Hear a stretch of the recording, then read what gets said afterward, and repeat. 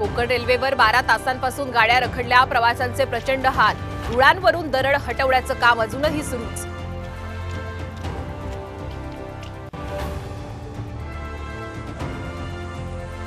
रत्नागिरीत आजही red alert. मुसळधार पावसानं अनेक गावांचा संपर्क तुटला. एनडीआरएफ कडून बचाव कार्य सुरू, तर शाळा महाविद्यालय राहणार बंद.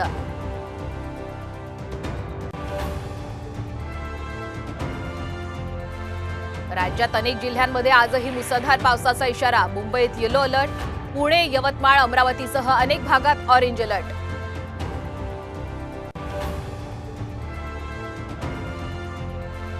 मेडिकल कॉलेज आणि हॉस्पिटलमध्ये जवळपास 7,000 पदभरतीला मंजुरी. महत्त्वाची